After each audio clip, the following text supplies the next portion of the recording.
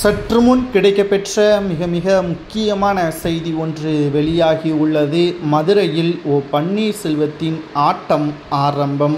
அனைத்திந்திய அண்ணா திராவிட முன்னேற்றக் கழகத்தில் பன்னீர்செல்வம் அவர்கள் நீக்கப்பட்டதைத் தொடர்ந்து பல வருடங்களாக அதிமுகவை மீட்டெடுக்கும் உரிமை மீட்புக்குழு ஒன்றை நடத்தி வந்தார். நீதிமன்றத்திலும் வழக்கை தொடர்ந்தார். இந்த நிலையில்தான் தற்பொழுது நீதிமன்றமானது இறுதி தீர்ப்பை வருகின்ற 27ஆம் தேதி வழங்க உள்ளதாகவும், அதற்கு முன்பாக 2 நாட்களுக்கு முன்பாக மோடி அவர்களை சந்திப்பதற்கான பேச்சுவார்த்தையும் நடத்தப்பட்டது.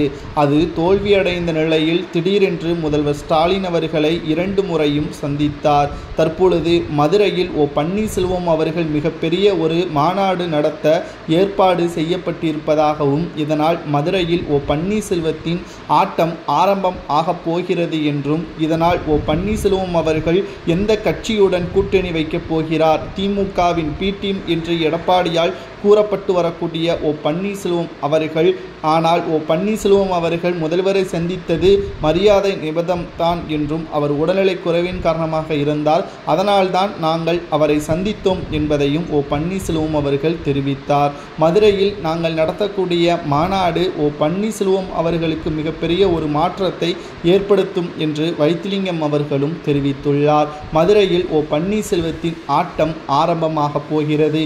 இனியும் பன்னீர்செல்வம் அவர்கள் யாருடன் கூட்டணி வைக்கப் போகிறார் என்ற முடிவை ஒரு சில வாரங்களில் வெளியிடுவார் என்றும், அதிகாரப்பூர்வமான வெளியீடு ஒரு சில வாரங்களில் வெளியாகும் என்றும், ஆனால் நமக்கு கிடைக்கப்பெற்ற தகவல் தமிழக வெற்றி கழகத்துடன் அதிக அளவு கூட்டணி வைப்பதற்கான முடிவுகள் இருப்பதாக நம்மால் பார்க்க முடிகிறது.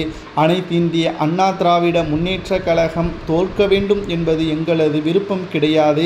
நாங்கள் அதிமுகவில் இணைந்து பணியாற்றுவதற்குத்தான் விருப்பம் தெரிவிக்கிறோம்.